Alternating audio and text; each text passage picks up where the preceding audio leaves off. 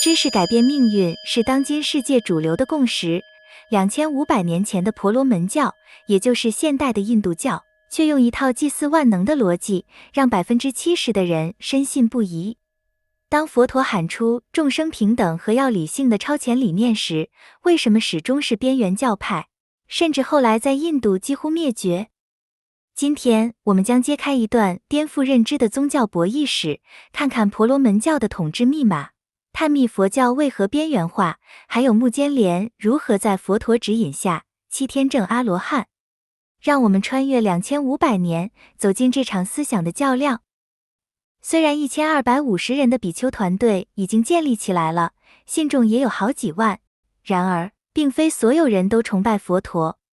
当时人们看到僧团规模在迅速扩大，他们开始担心自己的儿子、自己的丈夫是不是也要出家，担心自己会断子绝孙，或者要守活寡，谣言四起。所幸的是，有国王的支持，僧团又很低调，7天过后，谣言也就平息了。当时印度的主流是婆罗门教，信徒大约占60%到70%。到了世尊的鼎盛时代，佛教也只是第2名，信徒大约占15%到20%。耆那教第3，大约占10%到15%。为什么一个以祭祀为主要内容的婆罗门教，也就是现在的印度教，群众基础会这么强大？佛陀强调理性和种姓平等，用现代的眼光看，怎么看都应该更有优势，在印度却始终是边缘教派。更有意思的是，这样的情况在印度一直延续到现在，而世尊的教法在印度却几乎被灭绝。现实世界就是这么荒诞，这么不可思议，但也是因缘所生，不是无缘无故的。第一个原因，上千年的传承，大众已经接受了种姓制度，形成了集体认同。婆罗门种姓垄断了宗教的解释权，天生具备神圣性，他们的特权是神意的安排，而其他种姓成了依附，接受婆罗门在思想上的领导，接受了婆罗门的解读，接受了各种不平等。婆罗门成功造就了知识壁垒，接受了错误的思想，后果很严重。第二个原因，祭祀虽然荒诞，但被传统文化宣扬成具有实用性。吠陀经典认为，通过复杂的火祭、生祭等仪式沟通神灵，就能带来丰收、胜利和来世的福祉。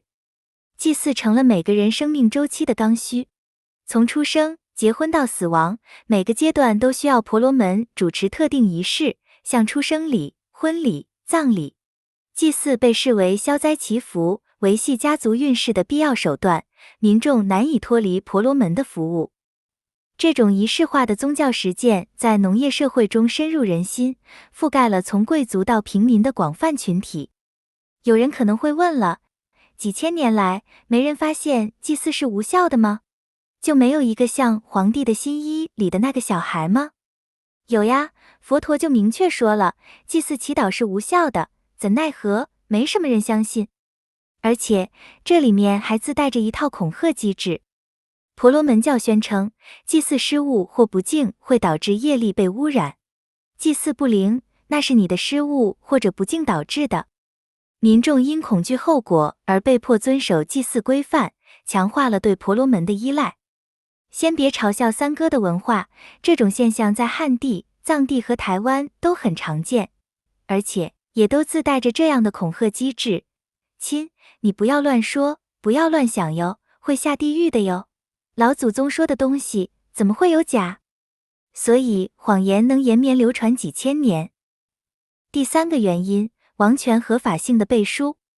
国王依赖婆罗门主持的马祭、灌顶礼等仪式神话统治，婆罗门则通过依附王权扩大影响力。这种政教捆绑使祭祀成为国家层面的政治行为。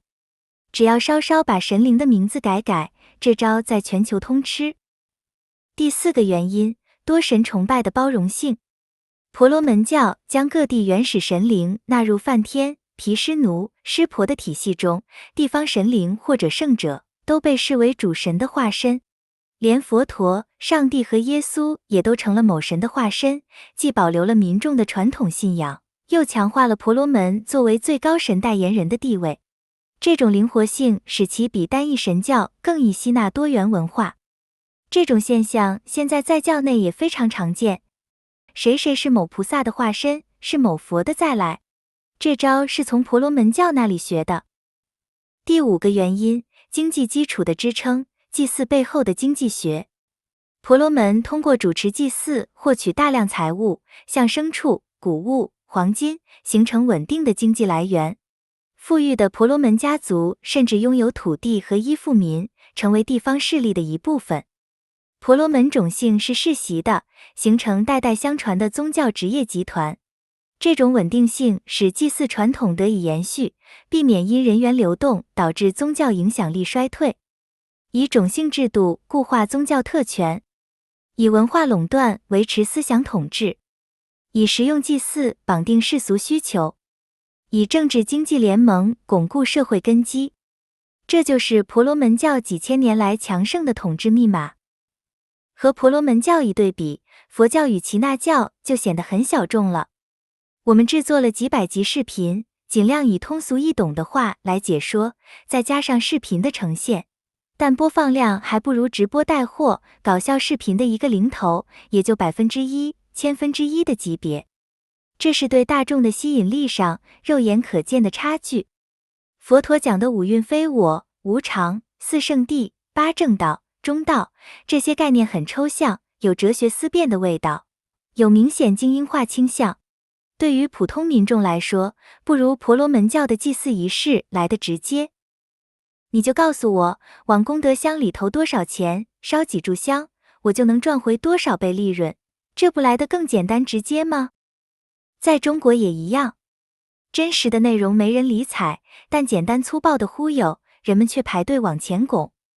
这些都注定了佛陀的教派是小众的。但从后来的经典来看，佛陀是一统江湖，天上天下，唯我独尊。在很多地区还有神变乐，说是佛陀当年以神变，地动山摇，把六师外道全部降服了，就像抗日神剧，一个人就能手撕成千上万的鬼子。当然，这些都是方便善巧。上首弟子舍利弗在皈依之后，选择在王舍城附近的野猪窟禅修，那里离竹林精舍比较近，他可以时常有机会听闻佛陀的讲法。另外一位上首弟子目犍连，则选择在稍远的蒙自村进行禅修。只是他的禅修上遇到了一个问题，也是现代很多人都必然会遇到的问题，那就是打坐时容易犯困。酷热的天气和长途行脚修行让他疲惫不堪，尽管他努力保持清醒，但睡意仍然不断侵袭着他。佛陀以天眼观察到目犍连所处的困境，就以神通力出现在目犍连的面前。目犍连发现佛陀站在眼前，浑身一颤，清醒了大半，赶紧起身为佛陀用草铺好坐垫。佛陀问：目犍连，你在打瞌睡吗？是的，世尊。当睡意袭来时，别沉溺在其中。你可以按顺序试试这些方法。方法1，转移念头，放下困倦的想法。方法2，思维法义，用思考驱散困意。方法3，出声诵经，用声音提振精神。方法4，物理提神，轻拉耳朵，拍打身体，用触觉唤醒觉知。方法5，接触自然，起身用清水洗脸，仰望星空，让视野开阔清醒。方法6，观想光明，不管白天还是黑夜，不管清醒还是入睡时，都保持稳定的光明想。这可以练就天眼通，还可以帮助你洞察四圣谛。方法7，专注经行，正念行走，收摄内心。方法8，如果前面7种方法都行不通，那就采用右侧吉祥卧休息，但需保持正念，清醒后迅速起身，切勿贪恋睡眠。但修行用功可不仅仅在打坐时，日常中要注意密护6根，要保持谦逊，托钵时别心生傲慢。有时候施主可能会忙于工作，没有供养饮食，不要因没有供养而羞愧恼怒，羞愧恼怒会引发不安，扰乱禅定。你还要避免无意义的争论，争论导致多言，多言引发躁动，扰乱内心平静。你还要注意选择适当的修行环境，到安静的无人打扰的地方，远离喧嚣，那里适合修行。世尊，如何才能成为究竟解脱的阿罗汉？目犍连，你要明白，一切皆不可执着。当你知道一切皆不可执着时，无论你经历什么感受，快乐、痛苦或者平平淡淡，你都能安住在其中。你知道这一切都是无常的，都应远离贪欲，都应舍弃。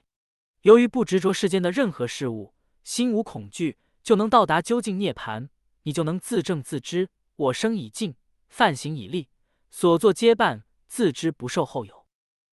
目犍连赶紧礼拜佛陀，之后佛陀就消失了。目犍连继续用功，慢慢解决了容易犯困的问题，而且注意到日常的观修，障碍禅定的五盖被一一克服。所谓五盖，就是5种障碍禅定的烦恼：贪欲盖、嗔恚盖、昏沉睡眠盖、调举恶作盖、疑盖。贪欲盖、嗔恚盖好理解。昏沉睡眠盖，前面的8个方法都是解决昏沉睡眠盖。调举就是容易胡思乱想，思想停不下来，与别人争论，喜欢当吃瓜群众，喜欢看热闹，这些都容易引发调举。恶作是后悔，像没有得到供养，没有点赞、转发、关注，哎呀，要是我当初怎么样就好了。一盖是优柔寡断，犹豫不定。五盖克服之后，目犍连的禅定力也随着越来越深。很多人认为修行就是双腿一盘，两眼一闭，找个莫名其妙的咒语，点上香，轰隆轰隆，哟，菩萨加持我了。他们认为这就是修行。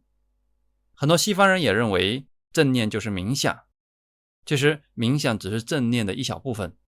修行的本质就是熄灭烦恼，生活的全部都是修行。前几天在世尊的指导下，我的五盖已经去除了。我现在想进入初禅，但是初禅怎么进入呢？我记得世尊有说过，初禅是离生喜乐。所谓的离，就是离欲，断不善法，断除五盖。生喜乐是指在定力的滋养下，就能升起身心的喜乐。世尊还说，初禅有5个要点：寻、四、喜、乐、心一净性。我先选定一个所缘，就先练习光冥想吧。所谓的寻和四，都是指内心的心语对话。寻指寻觅，稳稳把握住所缘，把意念的专注点放在光明上。如果走神，要重新回到光明上，这就是寻。四指四察等待，如果没有走神，就稳稳地把持住，这就是四。就这样，我放下欲望与杂念，进入初禅，感受到初禅的喜悦与安乐。但世俗的念头干扰了我的专注，世尊又以神通现身，他说：目犍连，不要懈怠，专注于初禅，让心安住在初禅。我依教奉行，继续稳固初禅，内心充满喜乐。如果有人问谁因老师的指导而获得大智慧，那我可以说，我正是依靠世尊的教导，成就了大智慧、大神通。当我初禅已经稳定时，我心想，什么是圣默然呢？我记得世尊有讲过，圣默然就是二禅的境界。当比丘能止息寻觅和四察，止息心语，内心沉静，无寻无伺，心念专一，安住于禅定，升起喜乐，这就是二禅，这就是圣默然。什么是无寻无伺呢？初禅就像移栽小树苗，刚开始得用木棍撑着树干，帮它固定根系。这就像用一个专注的对象，也就是所缘，让意识先稳定下来，等树苗长稳了，木棍反而会碍着它扎根生长，就得把木棍撤掉。这就像进入更深的禅定后，最初用来专注的那个念头或对象也得放下，让心静下来。我尝试进入二禅，内心平静，喜乐充满。这种喜乐和初禅有些不一样，初禅的喜乐是从烦恼障碍中脱离而生，二禅的喜乐是从定中而生，比初禅的喜乐更强烈。